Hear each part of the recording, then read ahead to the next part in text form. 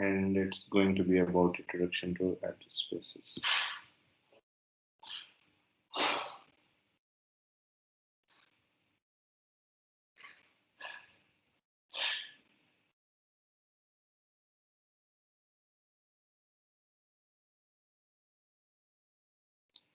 Okay.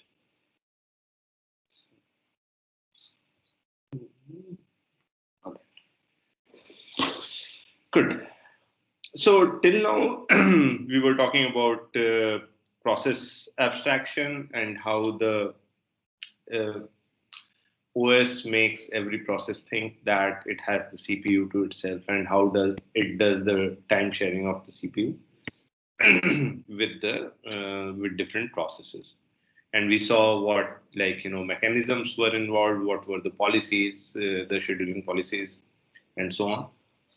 So now we'll move our attention to the next module, which is going to be about memory, that how the operating system manages memory, and what are the abstractions, and like what are the mechanisms involved, what are the policies involved, and so on. Okay. So first thing is going to be okay. So why this was needed? Okay. So what was there in earlier systems? So if you look at yeah, so if you look at earlier machines,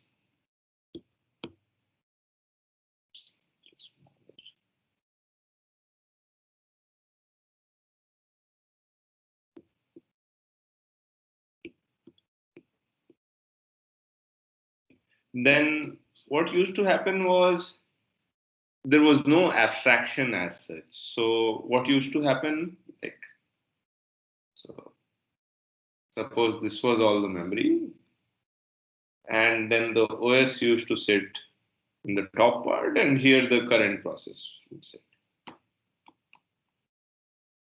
Okay. So suppose, the OS started at 0, and then whatever 128, let's say KB, at that location, the current process started. So that was it. Like at one time, just one process would be there in the memory. So there was no abstraction. And even the OS was, as we had seen earlier, just a set of routines.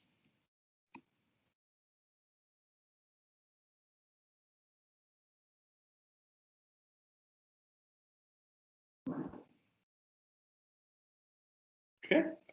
And like, which is just basically a library. It did not perform any, like, administrative tasks.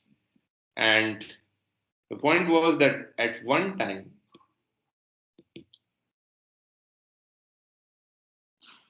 only one process would reside in the physical memory.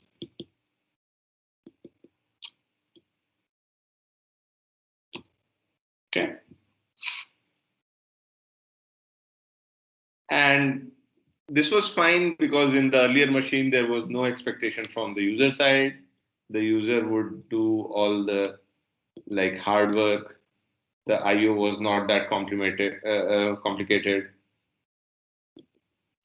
So this was like a very simple system where just the OS would be there, which would be just a bunch of functions or libraries. It was just library. It would just give some routines for the programs, and then you load your program into the memory. And at one time, only one program will be there, and then that program would run. And then when you want another program, then you would switch it, right?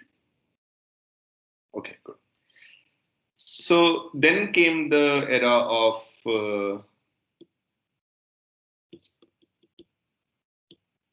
multi-programming and time sharing.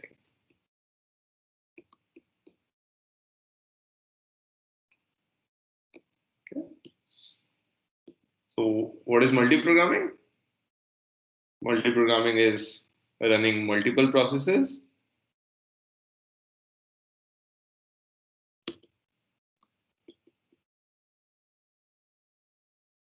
which are ready to run at any time.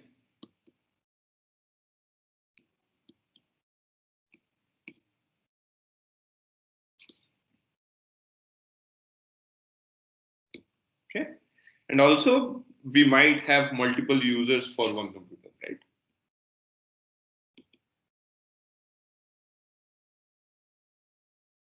And they might time share.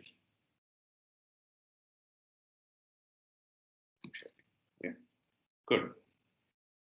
So now what was needed in that context when multiprogramming and these time sharing things started was that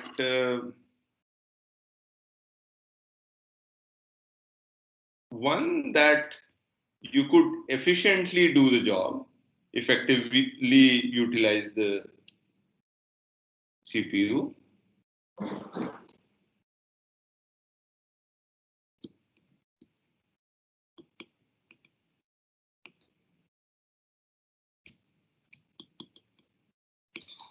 and the other was interactivity. That is, different users should not be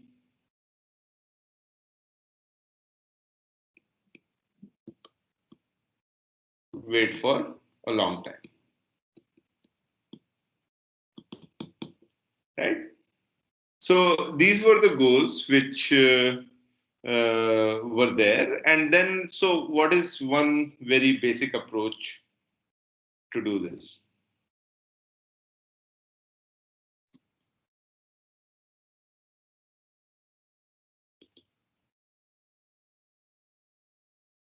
That, okay, so now we need to provide time sharing. So we have to run like many processes. We want to cater to many users. So how can we do that? So one basic, like very naive approach can be that, okay, run one process for a short while and then, like, swap it with another. So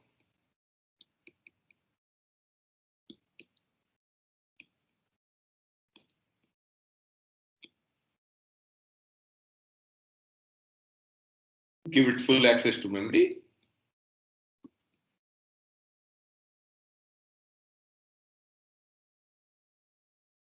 And then when we need to run another process,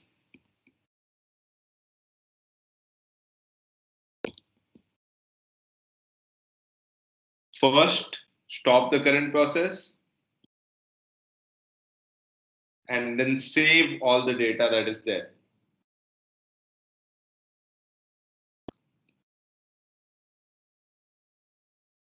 And where do you save the data? To disk. Because you want to load another process to the memory.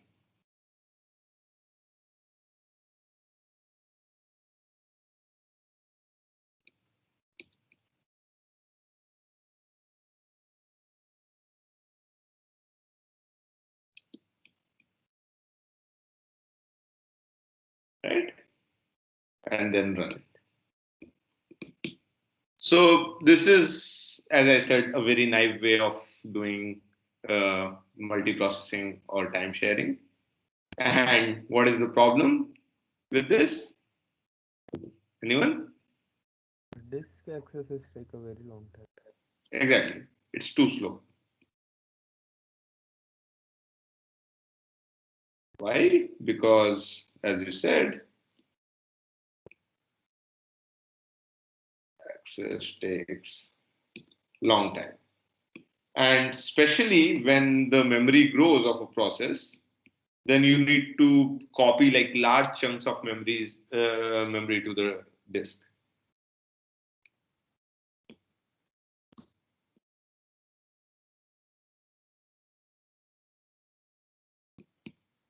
Good.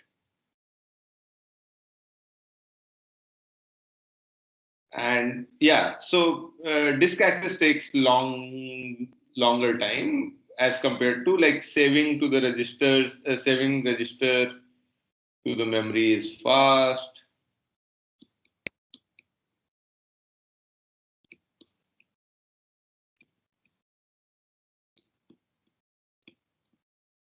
But saving an entire memory to disk,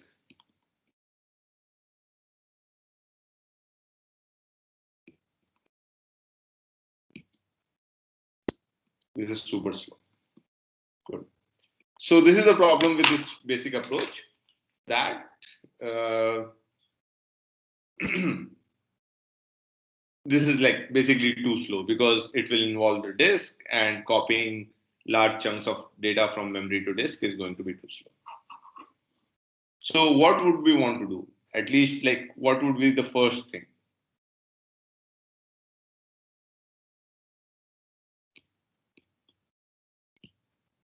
First thing is going to be that we want to keep many processes in the memory. Okay. So allow processes to remain in memory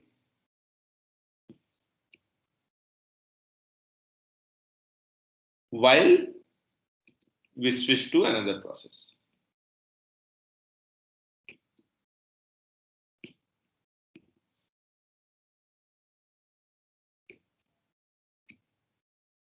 Okay. And this will make time sharing will be efficient.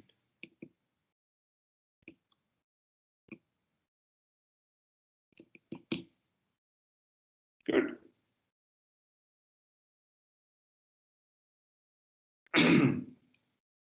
So like, for example, what we would want it to look like this.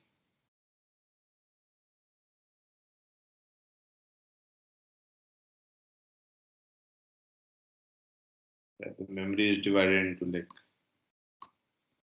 multiple parts. The OS sits here. Maybe some process A sits here. Then again, process B sits here. Is there a question? Suppose this part is free. Nothing is here for now. Then again, let's say these parts are free. And process C sits here. And then again, this is free. Okay.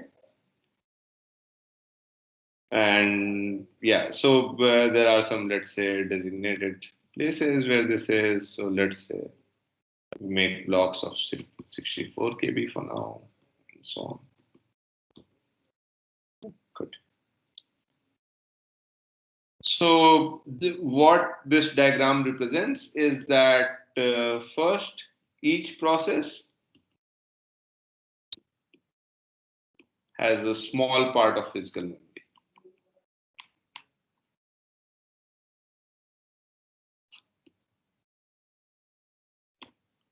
Okay. And while one runs,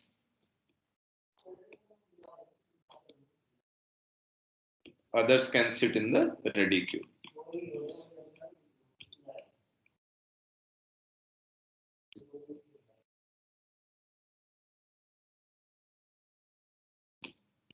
Okay, good. So this is what we want to achieve. Now, what can be the issues with this?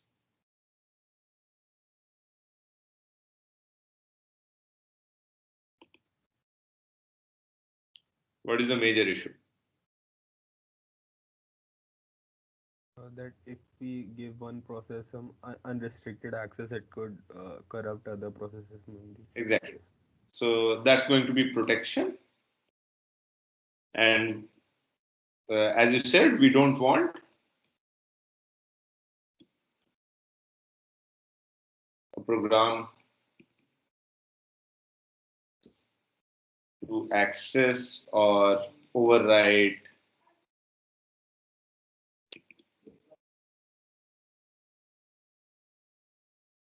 another process's memory right? Or even like so, or the OS also, that it should not be able to write something on top of the OS also, right? So for this purpose, the OS creates this abstraction called the address space.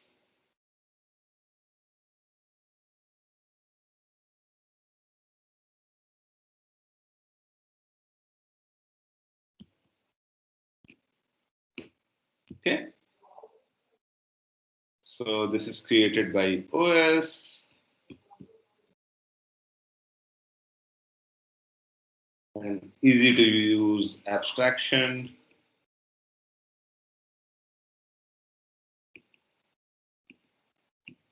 Okay. And like, how do we like sort of, not exactly a definition, but what is an address space? It's a running program's view of the memory, right?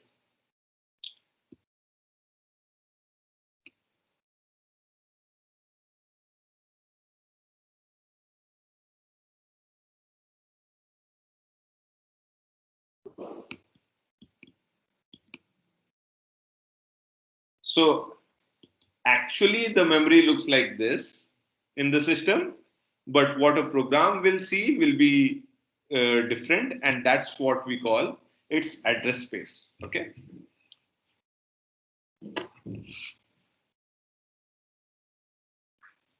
Okay. So what does an address space contain?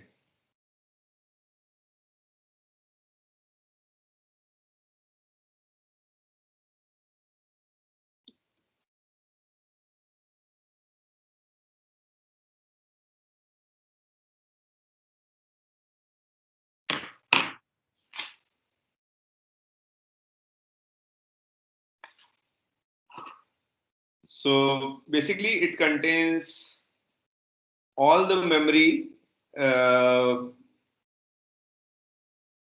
like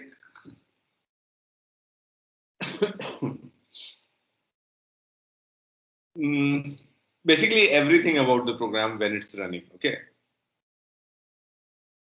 So all uh,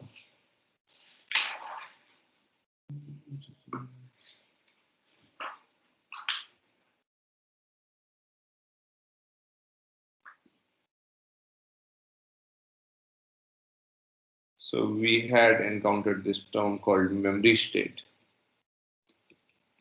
in the first chapter, I think. That okay, what is the memory state of a program? It is basically everything about the program. And what did it have? There were three major components. The first was the code, which is the instructions of the program.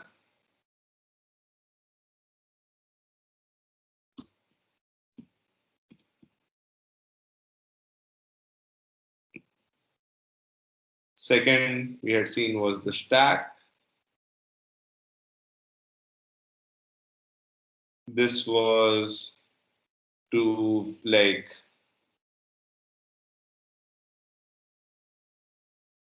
or for local variables, storing the local value variables.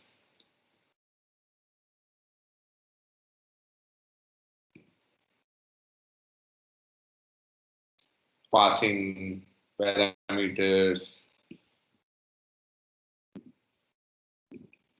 return values of functions.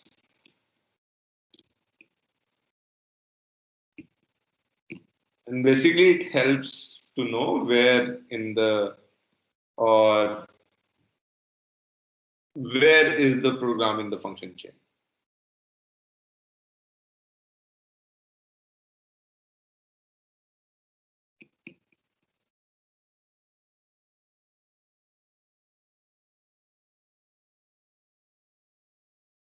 So you're calling many functions, then like it will keep like piling up on top of the stack. So for every function, you grow the stack. Okay, and the third one was heap. And we had seen earlier that this is for dynamically allocating. Okay, and this is like by the user. So this will be managed also by the user.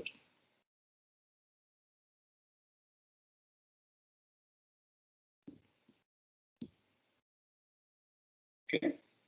So there are other things also like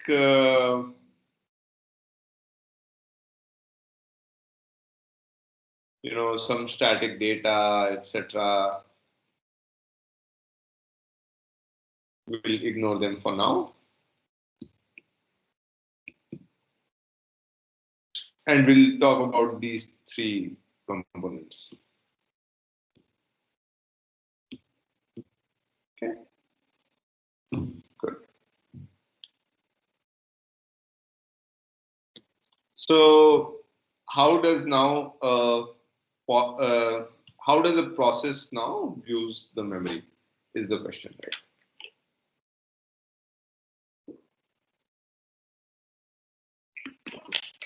Any question till now? So,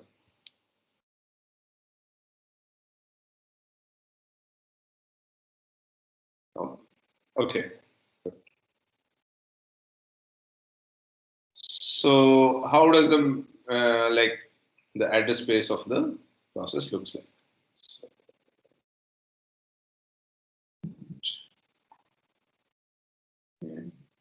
So let's say it starts at like 0 KB, it like finishes, let's say, at 16 KB. So below is the stack. Above is the code. Let's say this is 1 KB. And here is the heap.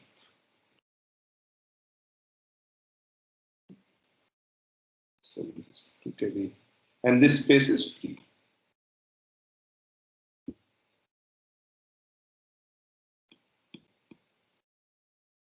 Okay.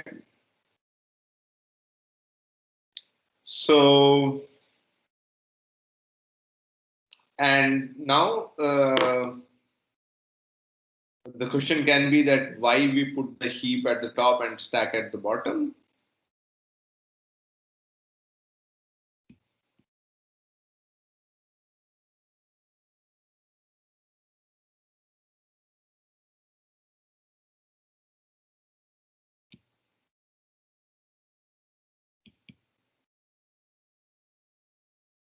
And the answer will be, any guesses?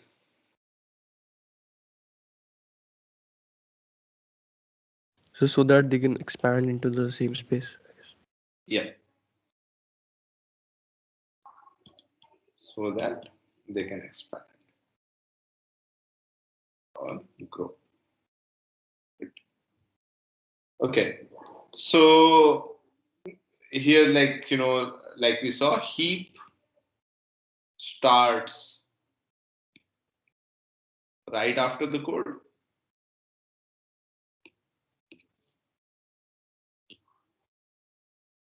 Okay. So at 1 KB in this example for right?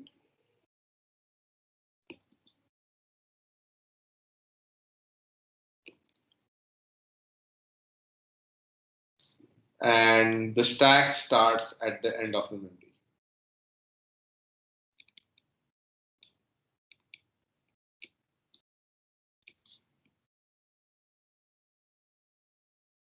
At 16 KB.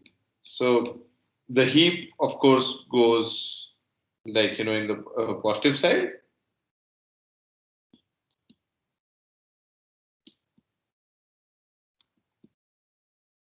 The heap grows downwards and the stack grows upward. So the heap will expand in this direction, the stack will expand in this direction.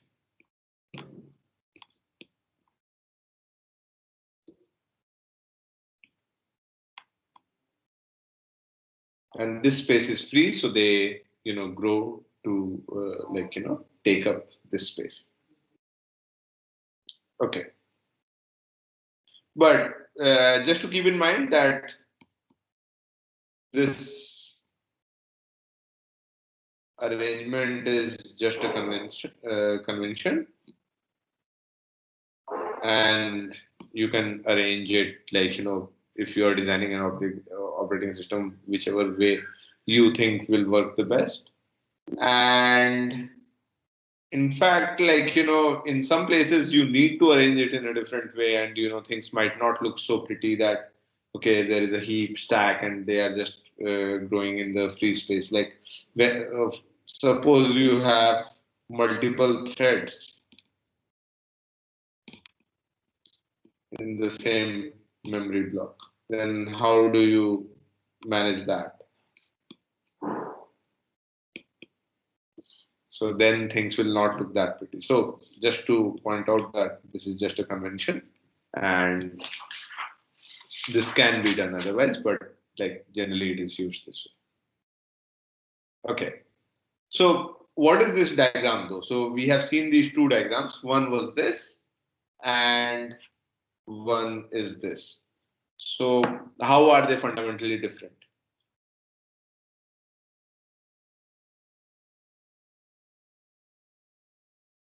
So yeah, you can answer. What is the main difference between these two diagrams, even though they represent memory?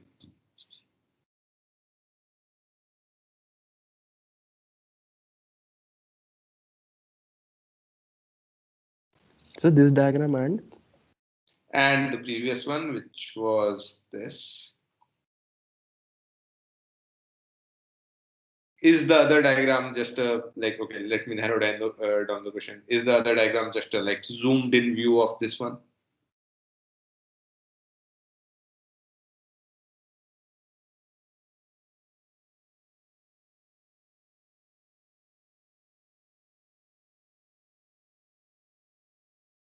Yes, sir. No, so actually not. So that is the main thing that the abstraction is. So this diagram is just, I mean, you can say that it is a zoomed in view in a very rough sense, but that is not actually true. So you should not think of it as a zoomed in view of the earlier diagram, because that's not what it is. So this diagram is just this diagram, let's say figure 2.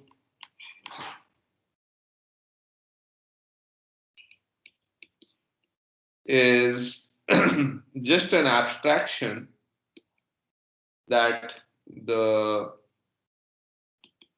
OS provides to the program.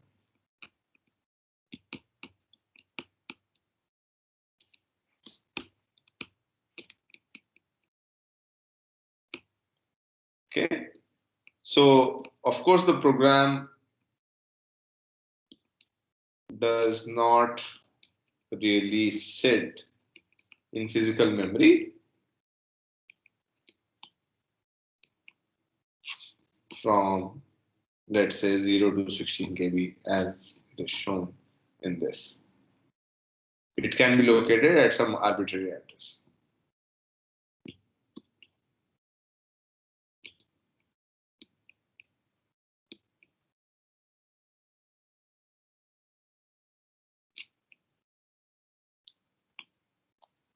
Okay, so why I'm differentiating, because this picture does not actually represent how the physical memory looks like.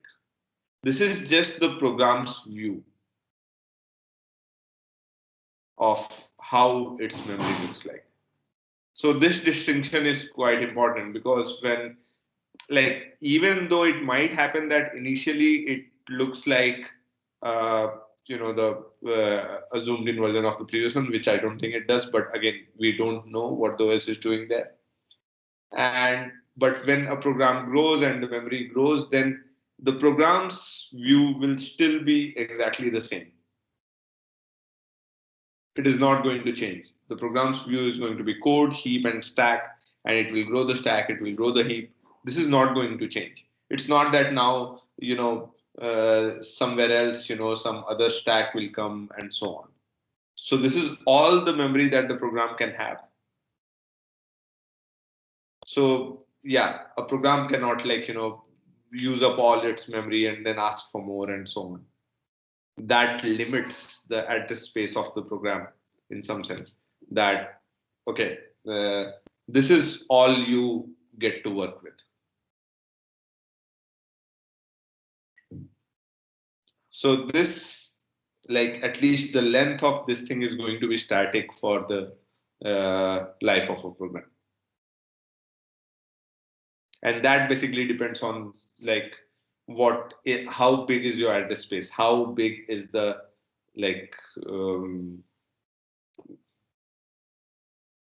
whether you have a 32-bit computer or you have a 64-bit computer, and that will basically tell that how many addresses a program can have, and that will limit its virtual memory. So this is the virtual memory of a program. So yeah. So do you mean that in the actual memory, the heap and stack might not be located together, or Yes. when they expand, they can be located somewhere else, some parts in that? Definitely. That, in fact, that does happen, because when you just put a program like this, a process like this, now oops. If you just put a process like this here, and then now the stack, and even if suppose you implemented it, which like that, the way it's written there, that okay, you just gave it this much memory and then started doing that, but even then when that finishes, then you need the memory elsewhere. So this is so this is the OS part, that this is how the physical memory looks like, and the program will not be concerned with this. Program will always look at the memory like this, that it has a code, it has a heap, it has a stack, and there is some free memory in between. So I'm trying to emphasize this a bit, but this is very important, that the program's view of memory is not the same as the physical memory, and it might respond very arbitrarily to how the things are mapped in the physical memory. In fact, whenever you run a program, and so in C, have you ever tried to print an address? So you guys have done some data structures and some basic programming in C, right? So have you tried to print an address? That okay, this is where, yeah. So that address, where do you think so suppose you get some address, whatever, some 16-bit, 32-bit, whatever thing, some long string. Where do you think, what does that mean? Where does that point? That's an address here, or that's an address in the physical memory? So physical memory, probably. No. So that is the point. That whatever address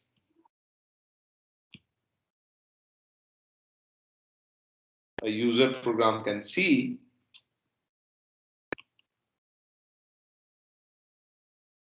print, let's say, is virtual address. So if time is there, after I do what I had to do, we can run a program and see that, okay, this actually corresponds to this view, that, okay, this is the stack at the bottom, this is the heap, and there's the code somewhere. We can find the location of all these three in the program. And I mean, you can try that on your own also to see, but it's always going to be that the stack is going to be at the highest address, the heap is going to be at very low address, and the code is going to be at 0 or something. And yeah. Okay, so typically the stack and heap, they have their own limits, right? It's not that usually stack is smaller than heap. They can have, yes. So in that sense, like it need not start from the bottom, right? I mean, It will always start from the bottom. It grows up, right?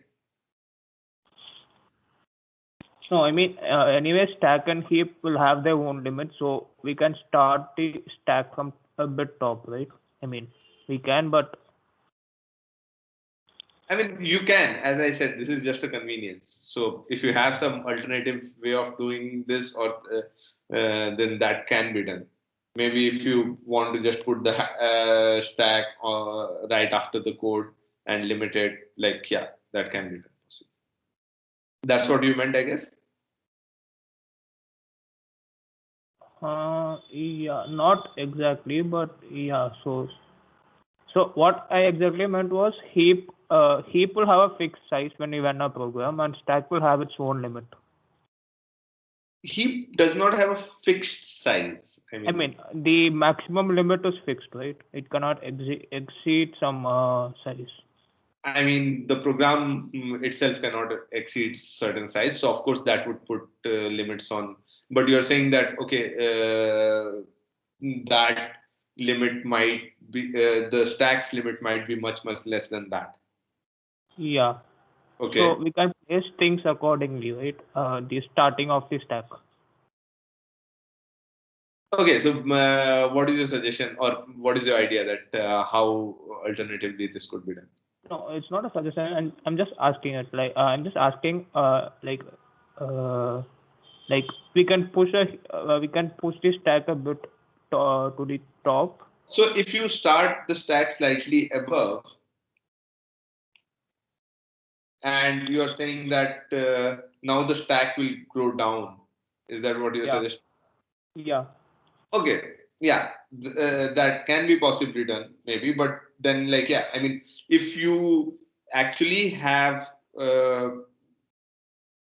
let's say, memory limitation of stack and heaps such that together they don't exceed the limit of the program,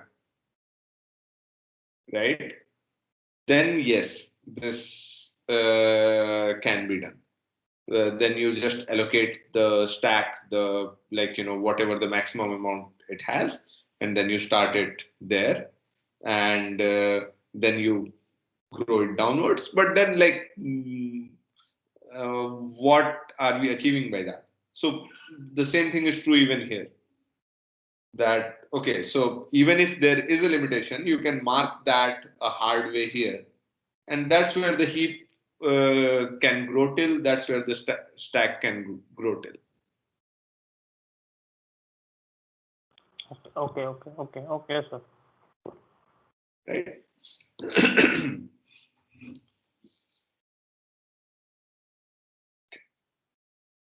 Good. So yeah, the point I was trying to make was that whatever address we can print in a program, whatever address a user program can see, it's going to be a virtual address. So where the address actually maps in physical memory,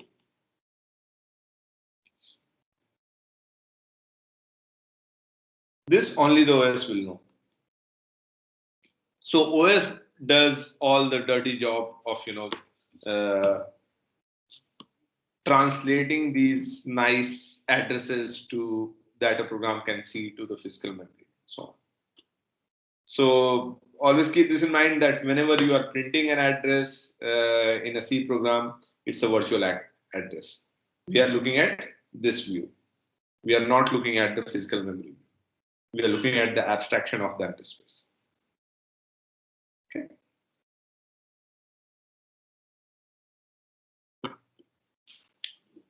So, sir, if we can know the idea behind the naming of these virtual addresses, then we can know or we can map it to physical memory, right? if we know the idea behind. The naming of these virtual addresses, then can we map it to the physical memory?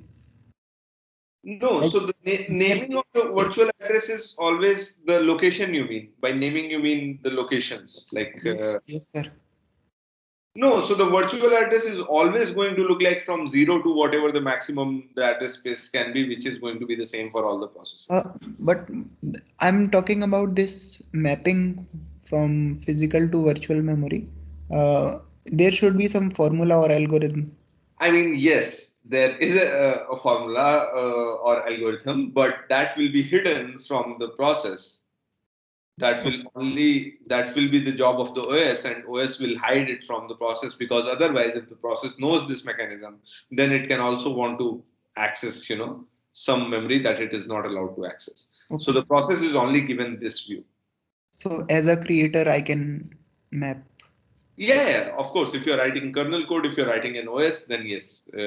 In fact, that will be discussed, that okay, how these things should be handled by an OS and so on. But for a process, a user process cannot see this. Okay.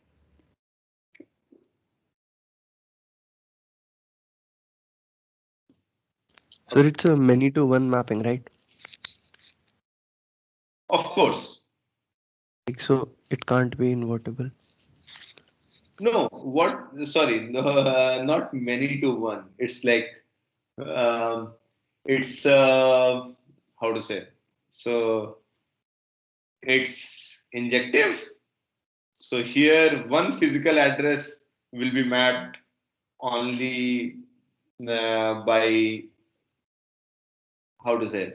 So there are many virtual addresses which are the same. So this is a multi-set. It's not really a set, so to say, on the left-hand side, Okay. Yes. because there are many values which have the same, and they all map to different things. So this is suppose physical memory, and this is the virtual set. So in the virtual set, now there are the same address space is shared by like every process. So there are going to be so many zeros as there are number of processes, right? And all those zeros are mapped to different locations in the physical memory.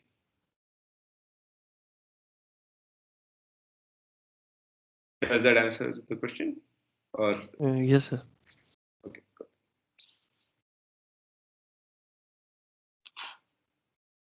Okay. So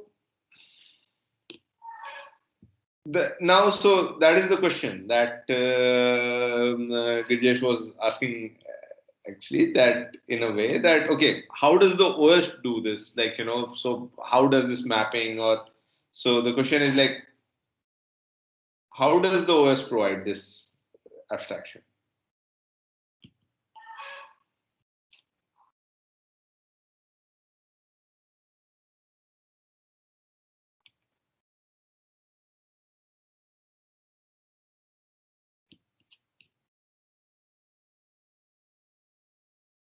That is private,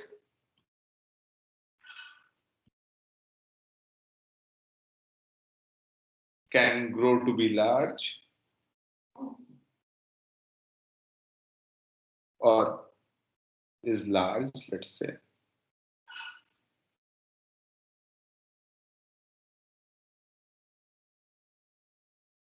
And this for multiple processes, right? So the OS does not only provide one process this address space, it provides multiple processes for multiple running processes.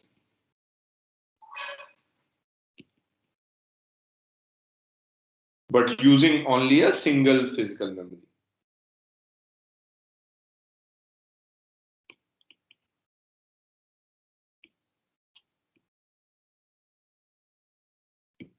So this is the basic question that we want to answer when we are trying to understand like virtualization of memory, or this particular abstraction that the OS provides. So yeah, so how does the OS provide this?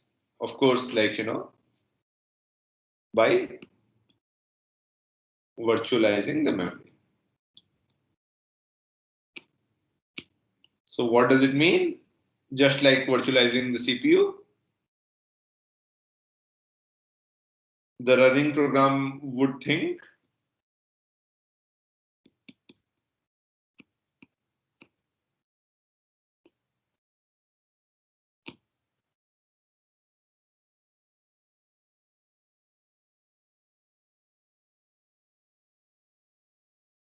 that it is loaded at address 0 and has a very large address space. As I said, depending on whether your operating system is 32-bit or 64-bit, it's going to be like 2 to the power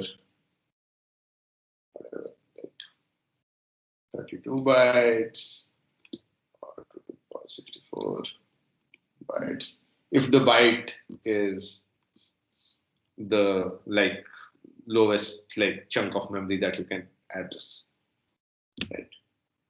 Okay, good. So this is what the running program thinks, but in reality, what happens?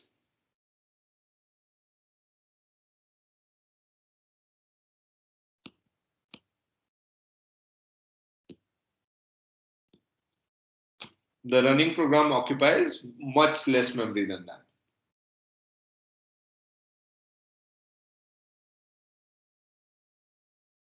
Utilize.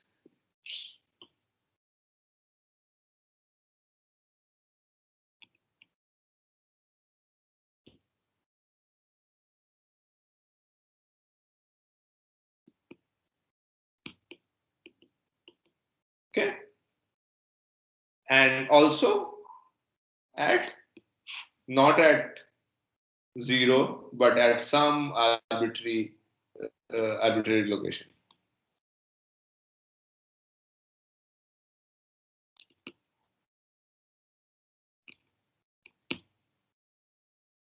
Okay. So, but then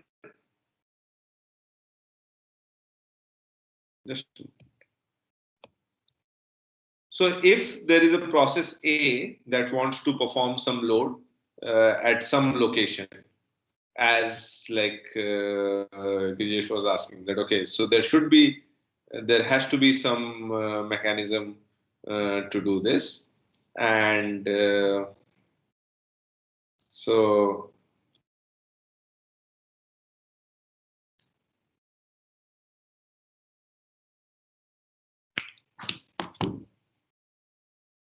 if A wants to perform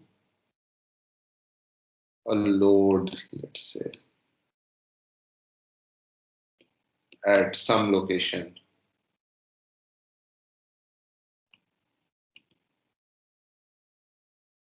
then it's responsibility of the OS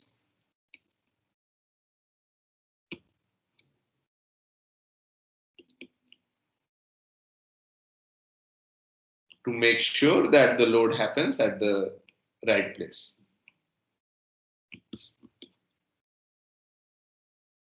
Let's say like 10.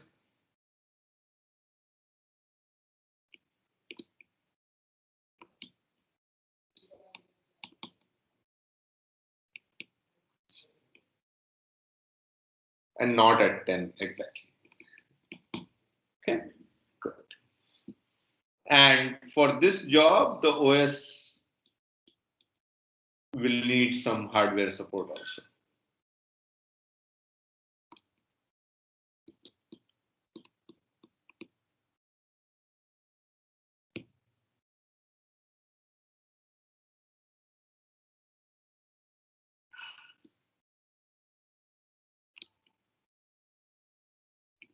Okay, good.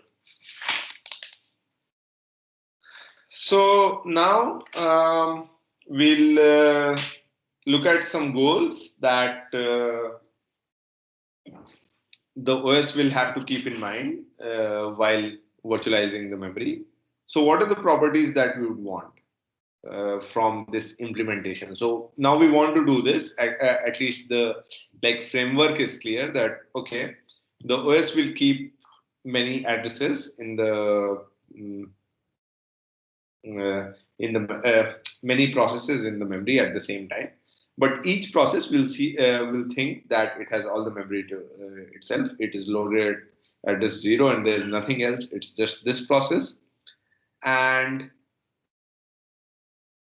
yeah, the OS will translate those addresses to the actual physical ones. Okay, so what are the goals?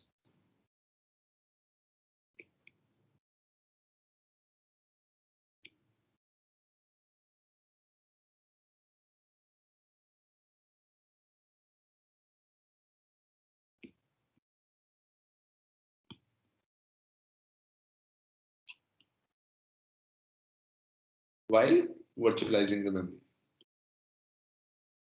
So the first one is going to be transparency. And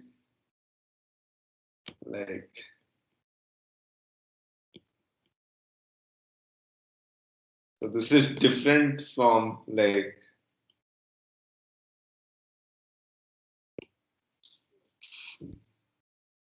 how we use transparency in our day-to-day life, or in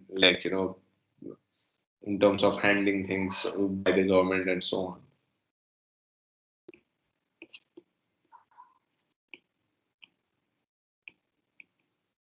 So currency in terms of governments or organization. So there what we want is okay, everything should we should know what is going on. But here it just means kind of the opposite. Organization.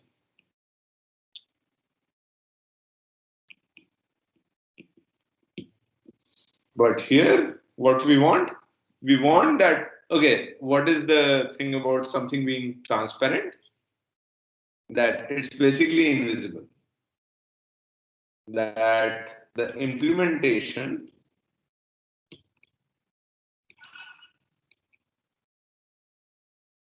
of virtual memory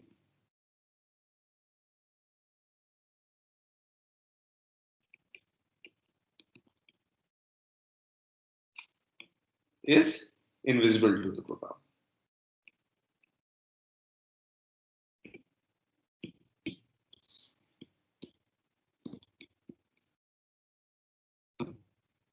Okay, so the program doesn't have to worry about basically. So this whole thing is hidden from the program. So the program is using the CPU, program is doing a lot of things, but in between there is this thing that is basically transparent. So that's what the transparency here means. That the program sees the CPU, program sees whatever, but there is this memory management thing going on, and the virtualization of memory that the program is completely unaware about, and that's what the OS would want to achieve. Okay, so basically the program does not even know that of course the programmers know, but the program does not care or worry about. So we can say that the program does not know or care about memory being virtualized.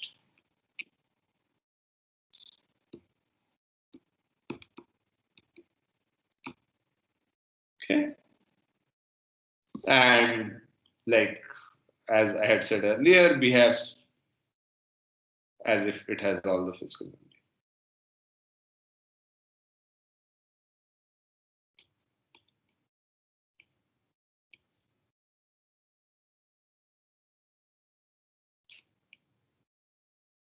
And the hard work is done by OS.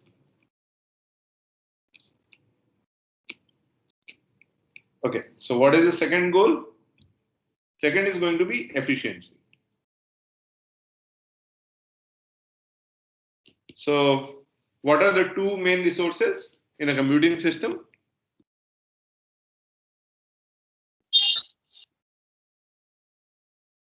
Yeah.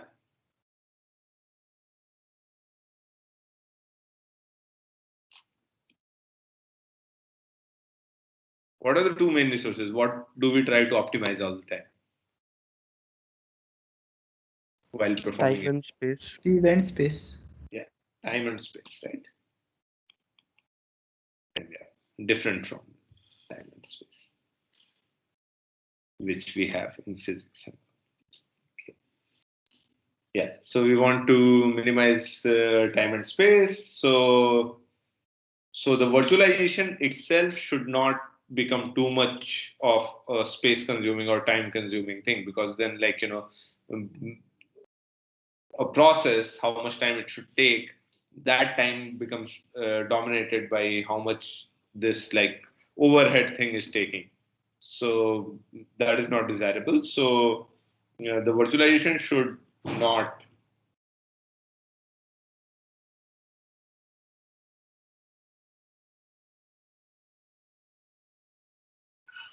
dominate, let's say, the space taken or the runtime of a process. So this is also, I mean, quite natural to ask for that. Okay, you are just, doing some administrative work, and your administrative work is taking, like, more time, more space than, what the process actually would have taken. So that is, of course, not very uh, good. And the third is going to be protection.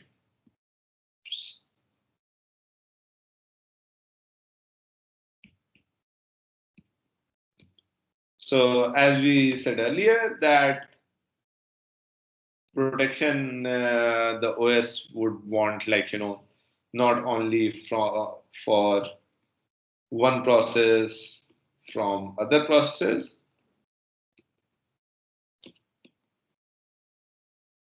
but also protecting the OS from processes. Okay.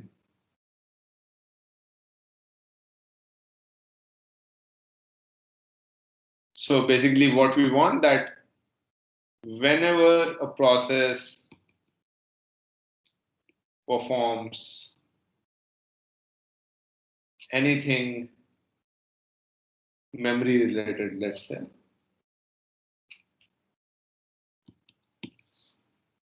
it should not affect access or affect memory space of any other process.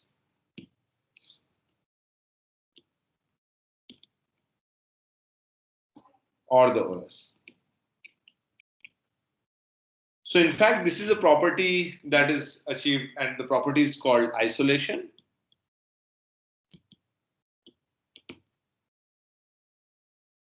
So what does isolation mean? It means that a process runs in, like, its own, like, cocoon, and it is not affected by others. It cannot affect others.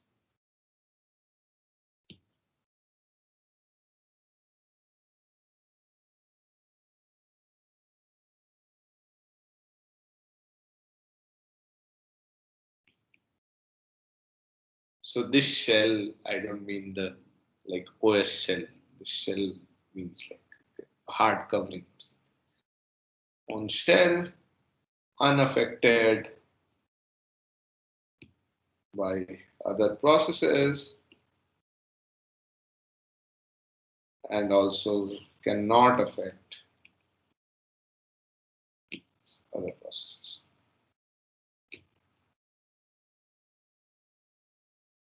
Okay, so why is this, like, important? Because isolation is, now we live in COVID times, and we all know that. Okay, so this is like, if one thing goes bad or one thing like goes wrong somewhere, then it should not affect like, something else or all the other things and so on. So that is why isolation is a good property. So it like, if one thing fails,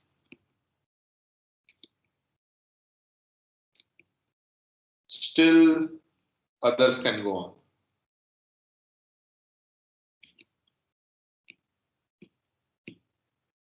So that is the main idea, that okay, one process fails, but that should not mean that okay, the OS crashes and so on, right? And in fact, some OSs, if you find examples, that they isolate parts of OS from each other.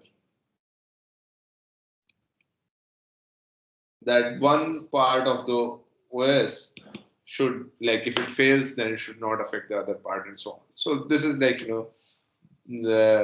as much as you can isolate things, then like that makes even like debugging easy. That okay, what went wrong? Then you have one thing that has failed, and you can go there and find out that okay, what exactly has gone wrong there. So isolation does this. Okay, so this is like for the like introduction to the memories, the abstraction of memory, the address space. And now, just like we had some APIs for processes that, okay, how do we handle processes and how do we manage processes and so on. So similarly, we have some memory APIs also. So I'll just briefly discuss that. But I would urge you to just go through the chapter in the book. It's not very like long. It's simple enough, and yeah, it discusses these two things that I'll like briefly discuss right now. So the question is like, how to allocate or manage memory. Okay, so as I told, there are two kinds of memory. One is the stack, one is the heap for a process, right? So how does the memory get allocated to stack? Does anyone know?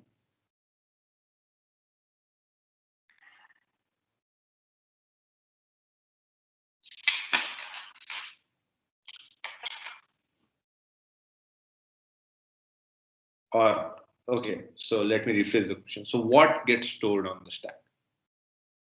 We've talked about that, right?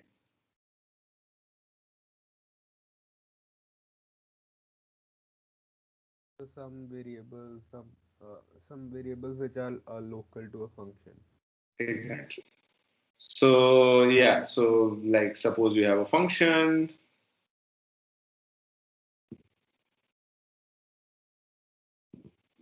and you just declare an integer, let's say.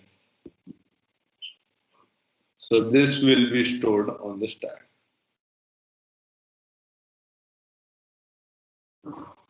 I mean, the memory, when the like program will come here, the compiler itself will assign a location on the stack for the variable x.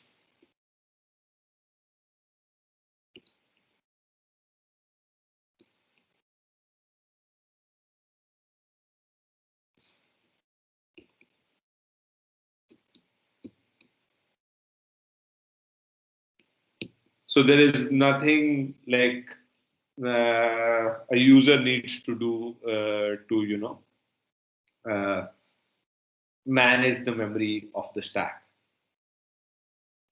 Okay. So and when we return from the function,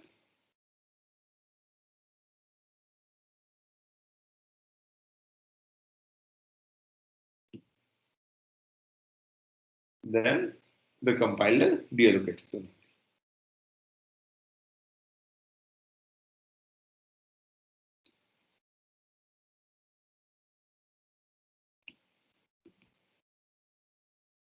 So this memory that is given to the stack, it is, as Arpit said, it is going to be just local for a function, but there are some things, or we would want something which might last longer, which are not very local to a function itself, right?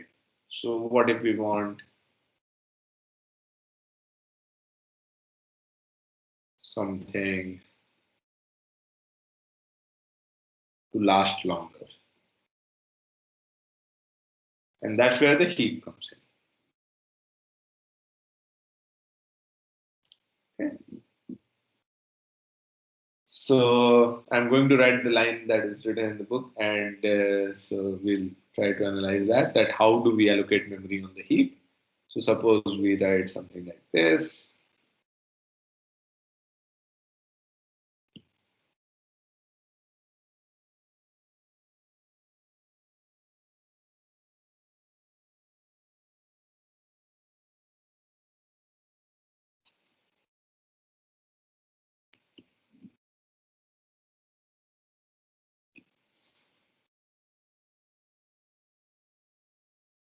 Okay, so what does this achieve? So let's analyze this line.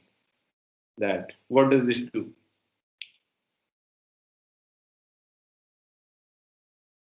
Can somebody tell that basic idea of what this line is doing?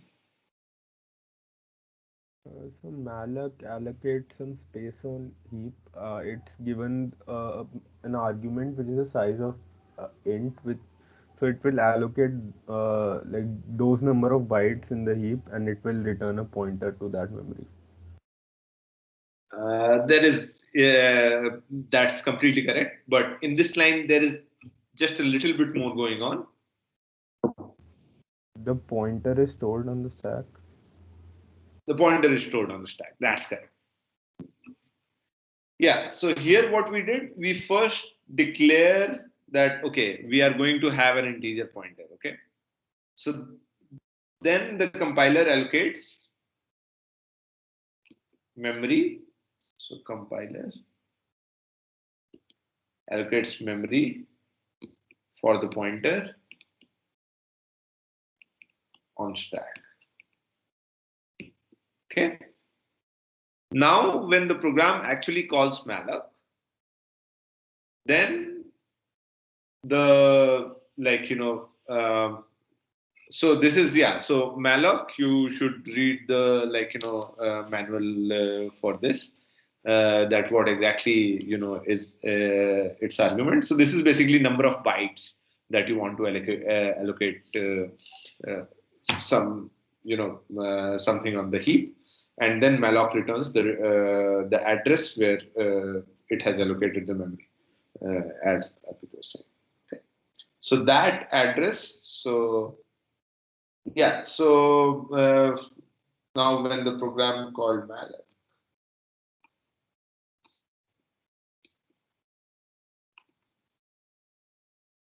it requests space on the heap.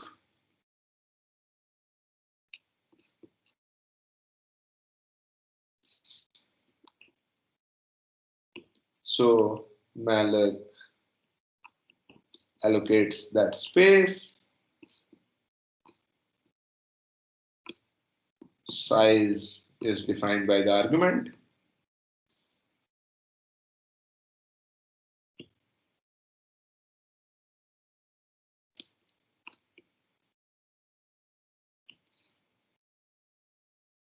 And returns the pointer to that location. Okay. So, and this pointer to location is then stored on this place. So this pointer is stored on the stack.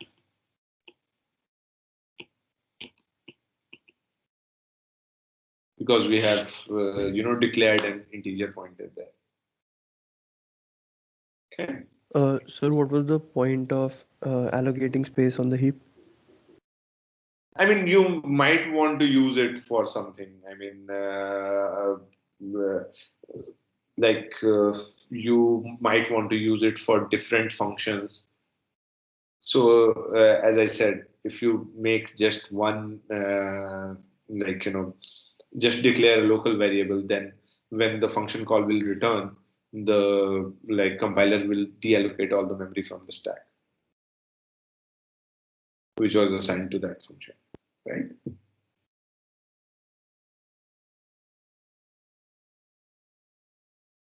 So, Shaurya, you asked? Who asked?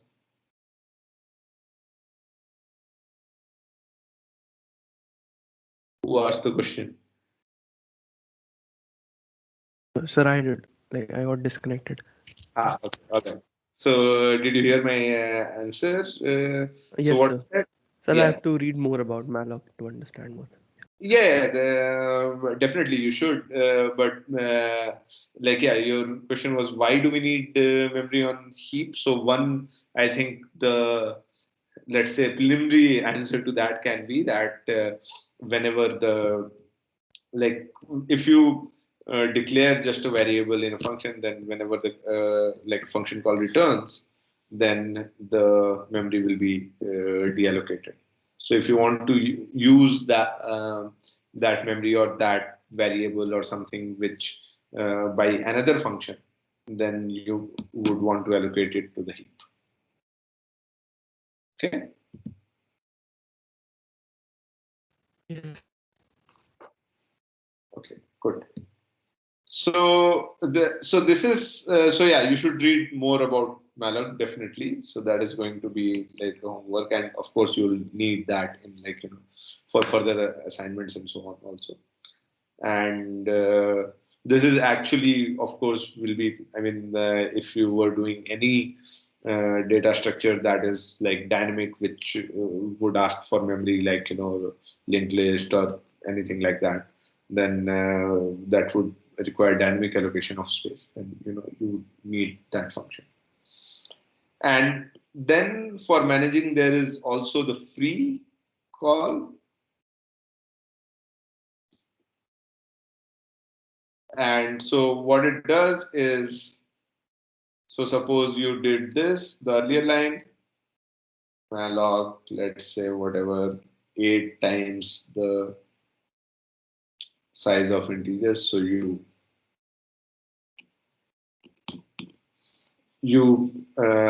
stored, you allocated the space of 8 integers, and stored the pointer in X.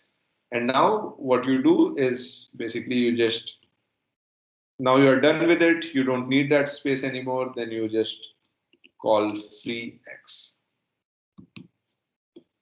And that will do the job of freeing that memory from the heap.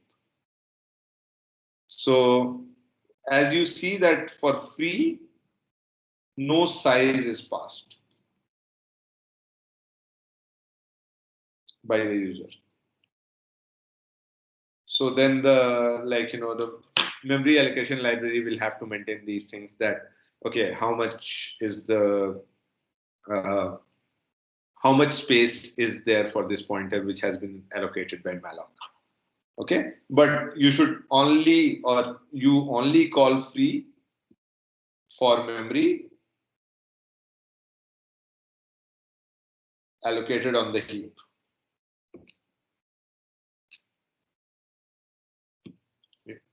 So only for user managed memory you called free, which has been allocated, which has been requested by the user and been allocated on the heap. Okay. So yeah, so these are the two basically very short. Like these are the two calls that will manage the memory. And another thing, as you see that I don't say that these are system calls. Okay, these are just some how to say these are some procedures or which are available for a process, but these are not system calls in themselves. they might use system calls, or they would use system calls to ask the OS if the space is needed, like somewhere else and so on. But these are not system calls by themselves. So if you read the chapter, you'll find the system calls like brk pick and so on, which are there. But it does not go into detail. But just to keep in mind that these are not system calls. These are just procedures which are available for a user to use for when it wants to get space allocated. And these run on top of system calls. So these might request some system calls to allocate the memory. Okay. And then the chapter lists like some common errors while using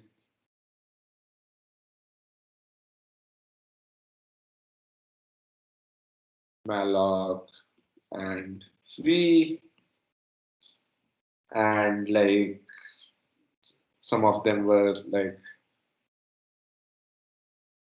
forgetting to allocate memory before using some address.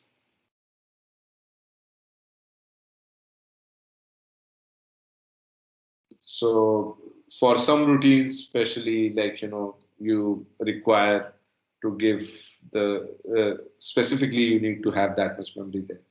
So suppose you have a character pointer and then you just want to, copy some things there, and you have not really allocated memory to that as a string there. So you don't have that many characters memory there. You just have a character pointer and then you want to do that. And then the procedure will not work because it would require you to have allocated memory there at that place.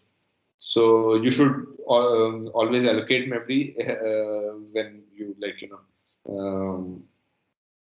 use such procedures. Also, you should not generally forget to free memory. So you should make a practice that whenever you do malloc, you free that memory before you exit the program. So it does not matter for like small C programs which like run and exit, because when it exits, anyway, the OS will take care of it will just take back all the memory, not just the heap memory, but the stack memory, the code memory, everything it will take back.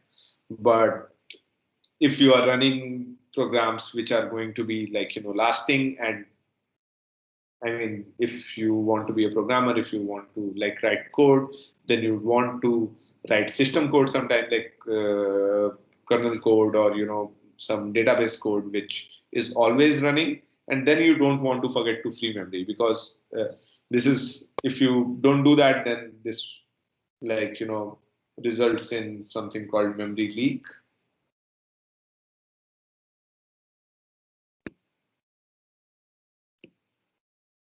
And if that keeps growing, it can crash the system.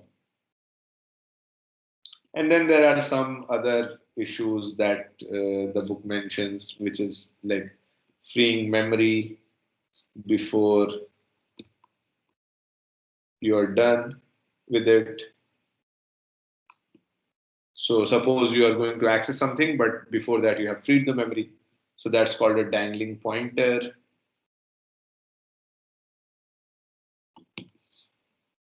Then suppose you free some memory repeatedly. So this is undefined behavior. And suppose you call free incorrectly. Suppose you call that for some local variable or something like that. So that is also undefined. So these are the common errors that the book lists that you should avoid. And I mean, the book says that this is these were the most common ones in so the people who have written the book are much more experienced than me. So maybe you should listen to them, that you should avoid those errors. So that's it for today. And yeah, any questions or any comments, anything?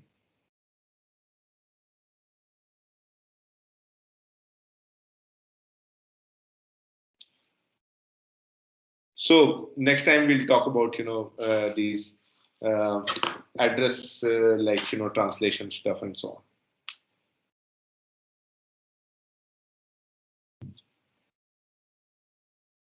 Okay, no questions? Cool. Thank you for coming, and let's meet on Thursday. 9:30. Thank you.